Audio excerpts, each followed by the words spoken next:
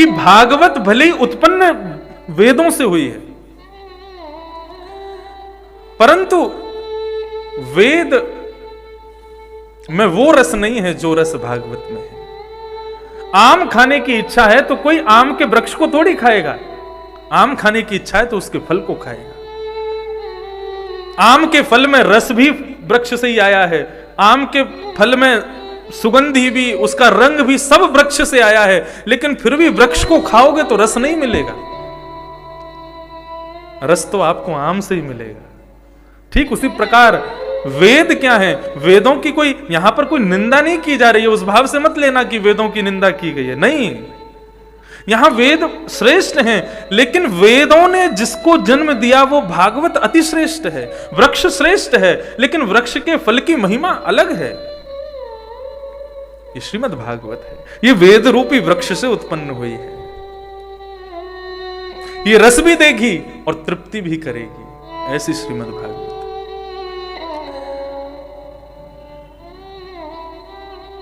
जब ये भाव बताया गया तब श्री नारद जी महाराज के नेत्र खुल गए, सनक सनंदन सनातन सनत कुमारों के चरणों में प्रणाम किया, और तब उन्होंने बहुत सुंदर भागवत के महात्म का सबसे सुंदर श्लोक है, भाग्योदयेन बहुजन्म समर्जितेन सत्संगमं च लभते पुरुषो यदा वै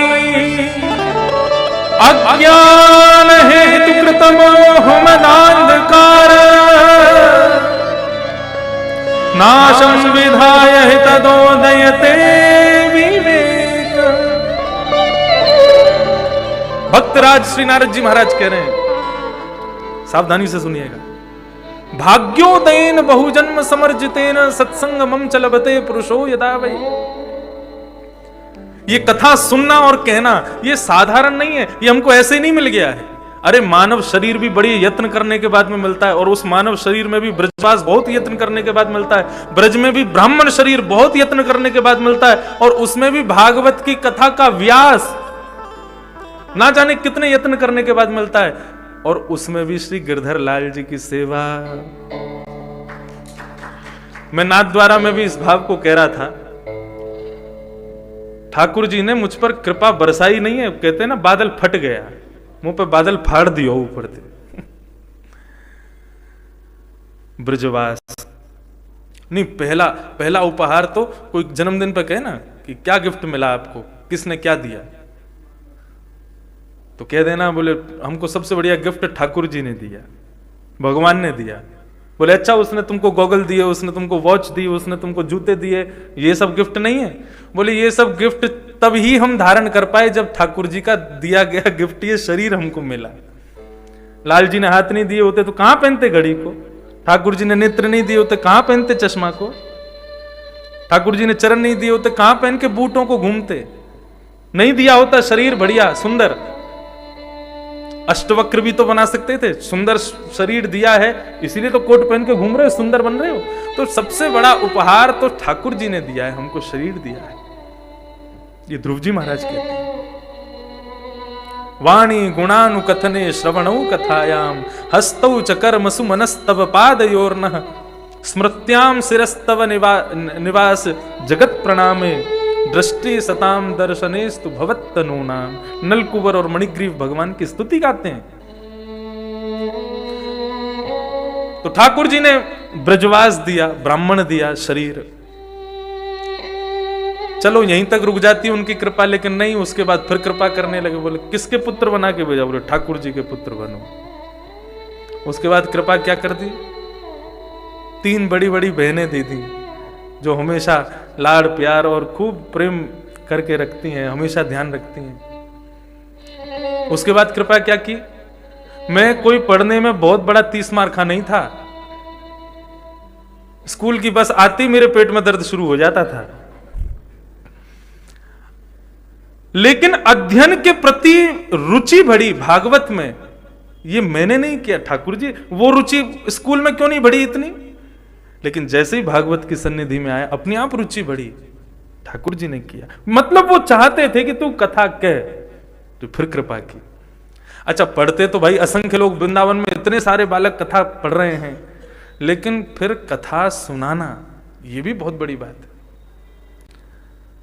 कथा कहना साधारण बात नहीं है।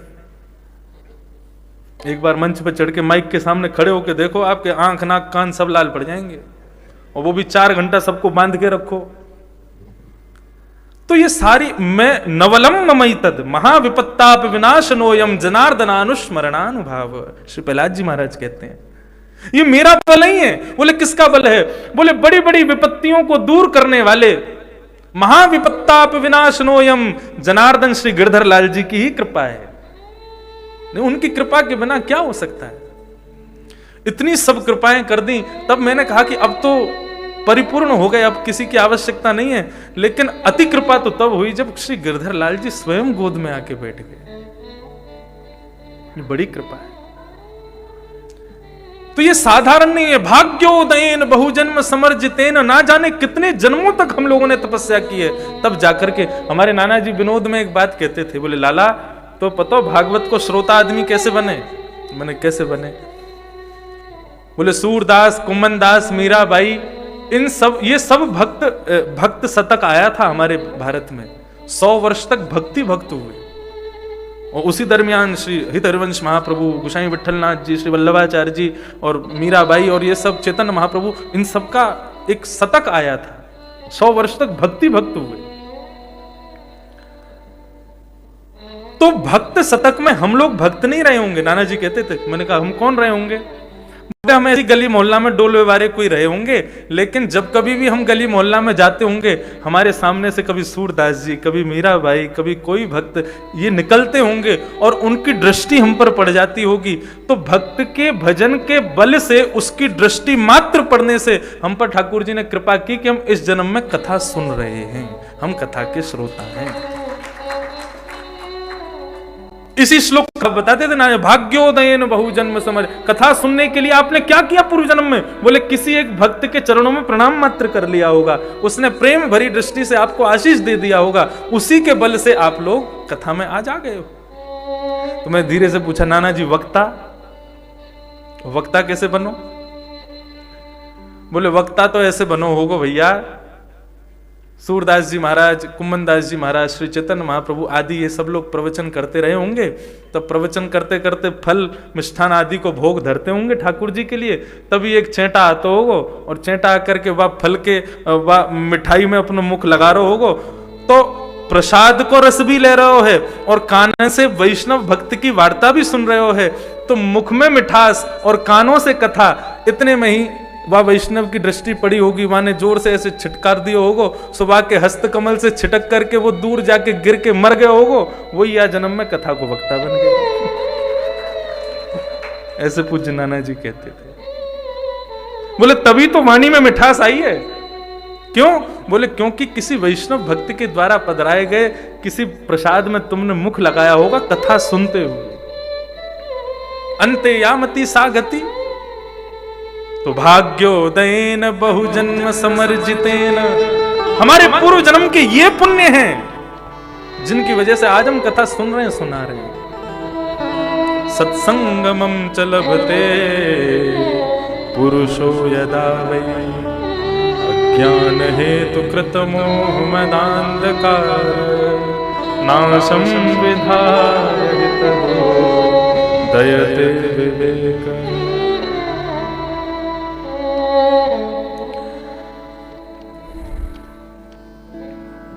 नारद जी महाराज ने कहा, प्रभु आपने बड़ी अच्छी बात बताई, अब तो यही कथा होगी, कहां करें कथा? उसका सुंदर स्थान बताओ। बोले गंगा द्वार समीपे तु तटमानंद नामकम। आपको जान के आश्चर्य होगा, ये जो स्थान यहां बताया जा रहा है, महाराज जी हम वहीं कथा करके आए, अकिंचन कथा। आप महाराज जी पधारे भी थे भगवत धाम से। बद्रीनाथ में वार्ता चल रही है नारद जी की और सनत कुमारों की। सनत कुमारों ने क्या कहा? बोले देखो बद्रीनाथ में सर्दी बहुत पड़ती है, यहां श्रोताओं के लिए उत्तम व्यवस्था नहीं हो पाएगी, इसलिए कहां जाओ? बोले जहां ना ज्यादा गर्मी हो ना ज्यादा सर्दी हो गंगा जी का किनारा। तो बोले कहां जाए? हरिद्वार के बाद तो गर्मी शुरू हो जाती है और हरिद्वार से पहले सर्दी शुरू होती है। ऋषिकेश ऐसा स्थान है जहां पर ना गर्मी है ना सर्दी है। लेकिन ऋषिकेश में कथा करें कैसे? क्यों? गंगा जी का ऐसा आर्तनाद वहां पर है, गंगा जी ऐसे नाद ब्रह्म को वहां प्रकट करती हैं, इतनी तेज आवाज आती है कि वहां कोई कथा कह ही नहीं सकता। तब बंधुओं, एक जगह गंगा जी का मोड़ है, ऋषिकेश राम झूला लक्ष्मण झूला से पहले, जहां पर गंगा जी पश्चिम वाहिनी होती हैं। और उस पश्चिम वाहिनी तट पर, वहां पर श्री राम जी ने तपस्या की थी। तो गंगा जी वहां शांत हैं। क्यों शांत हैं? जब राम जी ने तपस्या क्यों की? राम जी जब लौट करके आए तो आकर के वशिष्ठ गुरु जी से कहा कि गुरु जी, हमने भले ही रावण को मारा, लेकिन वो ब्राह्मण था, एक ब्रह्म हत्या हो गई है, तो उसका निवारण क्या हो? गुरु जी बोले, देखो वैसे तो वो राक्षस था, अपने ब्राह्मण कर्म से विहीन था, तो उसके वध में कोई दोष तो नहीं है, लेकिन फिर भी आप पूछ रहे हो तो एक उपाय है। क्या? बोले तपस्या करो। तपस्या का भाव राम जी ने बनाया, तो लक्ष्मण जी बोले हम भी करेंगे, हमने भी मेघनाथ मारा था। भरत शत्रुघ्न बोले ये कोई वनवास तो है नहीं कि तुम दो ही जाओगे, हम भी चलेंगे साथ में। वशिष्ठ जी बोले मैं अकेला क्या करूंगा, मैं भी चलूंगा।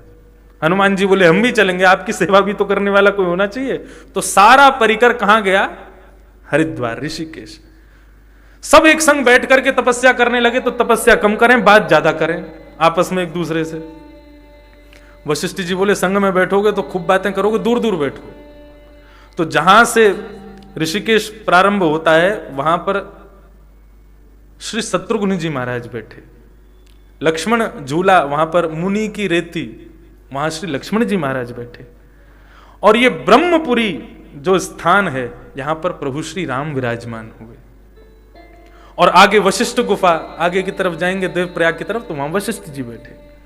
हनुमान जी की सेवा में राम जी की सेवा में श्री हनुमान जी। अब जैसे ही राम जी तपस्या करने बैठे, तो गंगा जी का इतना शोर, पत्थरों से टकराने की इतनी आवाज। राम जी बोले हनुमान जी कोई और स्थान ढूंढो, यहां तो मन नहीं लग रहा तपस्या में। जैसे ही प्रभु श्री राम उठे हैं, इतने में ही गंगा जी प्रकट हो गए। बोले प्रभु, आपकी सेवा के लिए पृथ्वी पर हम आए हैं, और आपकी सेवा ना कर सके तो हमारा जीवन सार्थक कैसे होगा? आप यहीं विराजिए। मैं वचन देती हूं, जब तक पृथ्वी पर हूं, तब इस स्थान पर पश्चिम वाहिनी रूप में मैं कभी भी शोर नहीं करूंगी। तो वहां गंगा जी का जो स्वरूप है वो बिल्कुल शांत।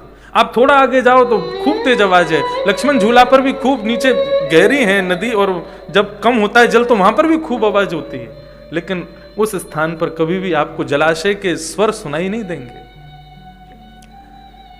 सनत कुमारों ने कहा वो ब्रह्मपुरी श्री राम जी के द्वारा सिद्ध की हुई स्थान है। गंगा द्वार समीपे तू टटम आनंद नामकम, वहां पर जाकर के कथा करो। और वहीं दास को भगवान की कृपा से हम तो सहज भाव से ही चले गए कि यहाँ गंगा जी शांत हैं, यही कथा करेंगे। तो वहां पर राम तपस्थली आश्रम, वहां के महाराज जी पधारे। उन्होंने कहा इंद्रेश जी आपने ये स्थान पहले देखा था? मैंने कहा नहीं, मैं तो ढूंढ रहा था कहाँ कथा करूं, तो ये स्थान मिल गया। हमने कहा यहीं करेंगे। तब उनके नेत्र सजल हो गए और उन्होंने मुझको ये वृत्तांत सुनाया। बोले भागवत की सबसे प्रथम कथा इसी स्थान पर हुई थी जहां पर आप बैठ के कर रहे हो। और आपको एक और बात की आश्चर्य बताए, तब से लेकर के अब तक वहां पर दूसरी कथा दास की हुई है। तब से वो, क्योंकि गंगा जी के किनारा, वहां कोई पंडाल आदि लग नहीं सकता, वहां पर कोई ऐसी व्यवस्था हो नहीं सकती। सनत कुमारों ने कहा जाकर के आप वहां कथा का स्वरूप बनाओ। पान की प्यास लगे तो गंगा जी का जल है, भूख लगे तो वन के फल हैं, वहीं कथा करो। नारद जी महाराज बोले सारी व्यवस्थाएं आपने बता दी, सब कुछ हो गया, लेकिन कथा सुनाएगा कौन, वक्ता कौन होगा? तभी नारद जी महाराज ने उनकी ओर देखा और कहा कि प्रभु आपसे श्रेष्ठ वक्ता नहीं मिलेगा, आप ही कथा सुनाओ। तो सबसे पहली भागवत की कथा सनक सनंदन सनातन सनत कुमारों ने आनंद वन में श्री नारद जी महाराज को केंद्र में रख करके, श्री भक्ति ज्ञान वैराग्य को केंद्र में रख करके श्री नारद जी को श्रवण कराई। उसकी पूरी विधि बताई गई। तीनों लोकों में महाराज प्रचार किए गए। देवता गंधर्व अपने विमानों में बैठ करके आ रहे हैं, ऋषि महर्षि अपने शिष्यों के साथ पधार रहे हैं, नदियां भी रूप धारण करके आ रही हैं, वायु भी रूप धारण करके प्रथम कथा हो रही है महाराज। सब लोग पधारे और असंख्य जहां तक दृष्टि जा रही है वहां तक सब लोग बैठे हैं और सनक सनंदन सनातन सनत कुमार ये चारों भगवान के प्रथम अवतार व्यास मंच पर विराजमान होकर के कथा सुना रहे हैं। सबसे पहली बात क्या कहते हैं कि सदा से व्या श्रीमद् भागवती कथा यस्य श्रवण मात्रेण हरिश्चित्तम समाचरे। सदा सेव्या श्रीमद् भाग, मैंने अभी थोड़ी देर पहले ही बताया कि कथा का नियम केवल 3 घंटे का नहीं, सदा आप 24 घंटे कथा में ही रमे रहें। सदा सेव्या श्रीमद् भागवती कथा यस्य श्रवण मात्रेण, क्यों सुनना चाहिए? बोले क्योंकि श्रवण मात्र से हरिश्चित्तम समाचरेत, हरि हमारे चित्त में आ जाते हैं। हरिश्चित्तम समाचरेत, निरंतर सुनो। ठाकुर जी बाह्य रूप से दर्शन दे रहे हैं, उसका भाव क्या है कि चित्त में विराजें तो जहां बैठे वहीं नेत्र बंद करके ठाकुर जी का दर्शन हो जाए। इसलिए ठाकुर जी के अर्चावतार का दर्शन किया जाता है कि कभी आपका सानिध्य हमें नहीं मिलेगा तो एकांत में बैठ करके नेत्र बंद करके हम आपका दर्शन कर लेंगे, लेकिन चित्त में ठाकुर जी आए ही नहीं है तो फिर एकांत में दर्शन कैसे होगा? नयन भर देखूं नंद कुमार का ही भाव है, यस्य श्रवण मात्रेण हरिश्चित्तम समाचरेत। ठाकुर जी को नेत्रों से हम क्यों देखना चाह रहे हैं? ताकि चित्तम समाचरेत, और श्रीमद् भागवत जी उसमें सहायक बनती है। यदि कोई व्यक्ति कथा का आश्रय ना ले और सीधे ठाकुर जी को दर्शन करने चला जाए, नेत्रों से देख करके हृदय में धारण करने का प्रयास करे, तो संभवतः ऐसा नहीं हो पाएगा। ठाकुर जी हृदयांगित नहीं होंगे जब तक कथा नहीं होगी। पूज्य महाराज जी का प्रवचन कल आप लोगों को सुनाई नहीं दे रहा था, श्री रमन रीति वाले महाराज जी का। वो क्या कह रहे थे? ठाकुर जी को रहना कहां है? बोले चित्त में रहना है, हमारे हृदय में रहना है। और कथा क्या है? तो कथा सामवेद अंतर्गत, क्योंकि हम अभी केदार राग गा रहे हैं, कभी कोई राग गाते हैं, रागों में बद्ध होकर के भागवत जी के श्लोक गाते हैं, तो सामवेद का रूप है। और सामवेद कहां से प्रकट होता है? भगवान जब गरुण पर बैठ करके उड़ते हैं और गरुण के जब पंख हवा से टकराते हैं, उनसे जो ध्वनि प्रकट होती है वो सामवेद है। तो महाराज जी ये भी कह रहे थे कि भगवान जब ड्राइव करते हैं तो म्यूजिक बजता है। तो मतलब ये कथा क्या है? ठाकुर जी जब हम लोग कथा करते हैं तो उस समय हमारी वाणी रूपी गरुण पर विराजमान होकर के ठाकुर जी ड्राइव करने जाते हैं। और ड्राइव करने कहां जाएं? बोले इतने सारे सामने डेस्टिनेशन है, कहीं भी जा सकते हैं। श्री बनवारी जी रूपी डेस्टिनेशन बैठे हैं, ठाकुर जी रूपी डेस्टिनेशन बैठे हैं, महाराज जी रूपी डेस्टिनेशन बैठे हैं। ये सारे गंतव्य स्थान हैं ठाकुर जी के जाने के। लेकिन गरुण जी को स्ट्रिक्ट आदेश है ठाकुर जी का, बोले स्क्रैच नहीं आना चाहिए गाड़ी में, जो बिल्कुल स्तब्ध होकर के बैठा हो उसी के कर्णरंध्र से प्रवेश करो। ठाकुर जी कर्णरंध्र से प्रवेश करते हैं, फिर हृदय में वो गरुण जी कहते हैं ठाकुर जी इसके हृदय में तो बड़ी मलिनता है, काम क्रोध राग द्वेष ईर्षा अभिनिवेश अहंता ममता रूपी सारी गंदगियां इसके हृदय में पड़ी हैं। भगवान के तुरंत वापस निकलो यहां से, नहीं जाना। कथा के समय पर अंदर तो गए लेकिन तुरंत बाहर आ गए। तो कथा क्या है? मार्जन है, ये हमारे हृदय की सफाई है।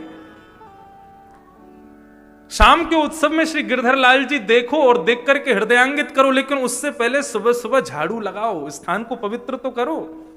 हम जहां जाते हैं उस स्थान को पहले पवित्र करते हैं। इस कथा के माध्यम से पहले हृदय को पवित्र करो, फिर ये पद गाओ। देखूं नंद कुमार नयन भर देखूं नंद कुमार। तो अष्टछाप के सखा उनके पद और भागवत के श्लोक दोनों का समन्वय।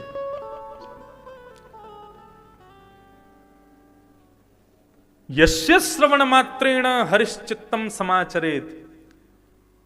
सनकादि कह रहे हैं कि इसके श्रवण से हृदय पवित्र होगा, तब हृदय में चित्त में ठाकुर जी प्रकट होंगे।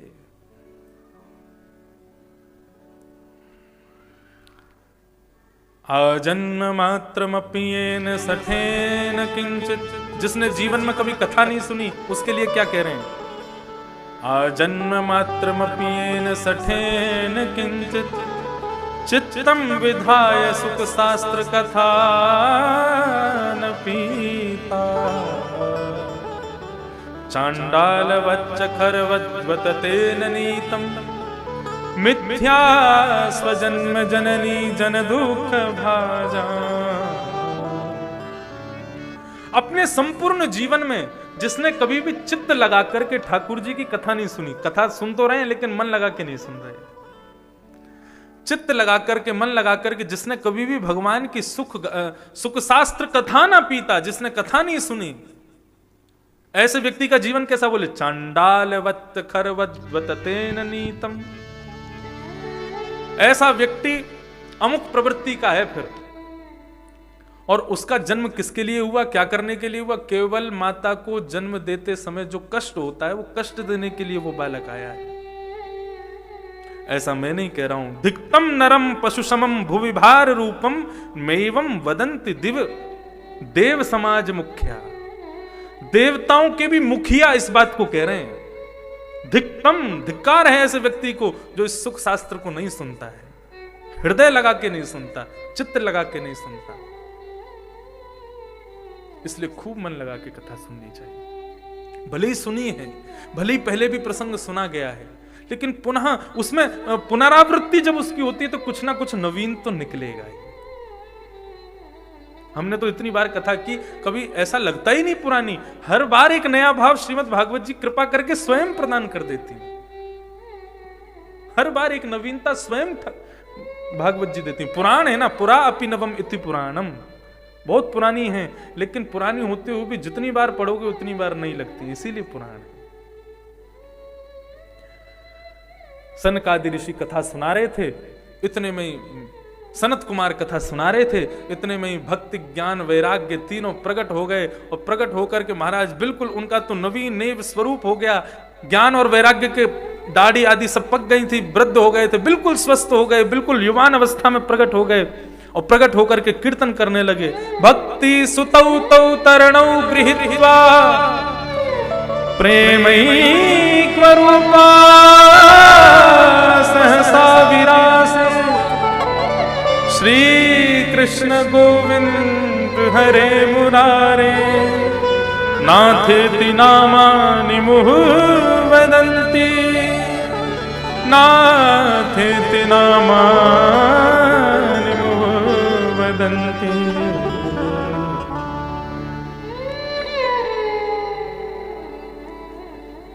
नाथेति नामानि मुहुः वदन्ति। श्री कृष्ण गोविंद हरे मुरारे, हे नाथ नारायण वासुदेव, इस कीर्तन का गान करते हुए भक्ति ज्ञान वैराग्य तीनों प्रकट हो गए, बिल्कुल नवीन स्वरूप में। भक्ति महारानी प्रकट होती नारद जी महाराज से बोली, कथा करवानी थी हमारे लिए और हमको ही नहीं बुलाया। ज्ञान वैराग्य को स्वस्थ करने के लिए आप गए थे और यहाँ कथा की सब व्यवस्था हो गई, कथा शुरू हो गई, हमको बुलाया भी नहीं। नारद जी बोले, अब हम क्या करें, ज्ञान वैराग्य हमारे चित्त में भी तो हैं, तो इसलिए हम तो बुलाना ही भूल गए आपको। बोले, अब हम आ गए, हमको आसन दो। कहां बैठे हम? नारद जी महाराज ने कितना सुंदर आसन दिया है। क्या कह रहे हैं? बहुत सुंदर बात। भक्तेषु गोविंद स्वरूप कर्त्री प्रेमैक धर्त्री भवरोग हंत्री सा त्वं तिष्ठ स्वसुधैर्य संश्रया निरन्तरं वैष्णव मानसानि। हे भक्ति महारानी, आप सुख का वर्धन करती हो, आप भाव का वर्धन करती हो, आप प्रेम का वर्धन करती हो, और ये सब कहां वर्धित होने लायक वस्तु हैं? प्रेम कहां चाहिए, सुख कहां चाहिए, भाव कहां चाहिए? बोले हृदय में चाहिए। तो क्या करो? बोले जितने वैष्णव कथा श्रोता बैठे हैं ना, इन सब के हृदय में जाके आप विराजमान हो जाओ। आपका सबसे बड़ा आसन इन श्रोताओं का हृदयारविंद ही है। आप वहां जाकर के विराजित हो जाओगी। आपके द्वारा प्रकट किए गए सुगंध रूपी भाव से, अर्चन रूपी प्रेम से ठाकुर जी रीझ करके उसके हृदय में आ जाएंगे। और अगला श्लोक उसी भाव से कहा, भक्ति जिसके हृदय में आती है वहां ठाकुर जी को बुलाना नहीं पड़ता, ठाकुर जी अपने आप आते हैं। किसी से हम बहुत प्रेम करते हैं, उसके पीछे पड़ पड़ के बुलाने में ज्यादा आनंद आता है कि बिन बुलाए बिना खबर दिए और गेट पर आकर के डोरबेल बजे और वही दिख जाए जिससे हम बहुत प्रेम करते हैं। बिन बताए आ जाए तो फिर तो वही हालत होगी जो विदुरानी की हुई थी, पट्टा भी उल्टा लटका दिया, वो केला केला दूर फेंकती गई, छिलका खिलाती गई। ये देहाभिमान की शून्यता श्रीमद् भागवत में श्री जड़ भरत जी महाराज जिसका प्रतिपादन करते हैं वो स्वतः हो जाती है। तो ऐसे ही हृदय में ठाकुर जी को कहना पड़े, हनुमान चालीसा में बोलते हैं ना हम लोग, राम सहित राम लखन सीता सहित हृदय बसहु सुरभूप। हनुमान जी के पीछे पड़ गए, बोले लेके आओ उनको हमारे हृदय में बैठो। श्री राम जानकी बैठे हैं मेरे सीने में। बुलाना नहीं पड़ता। श्रीमद् भागवत का भाव ऐसा है, ठाकुर जी भक्ति एक बार हृदय में प्रकट हो जाए, ठाकुर जी बिन बुलाए आते हैं फिर।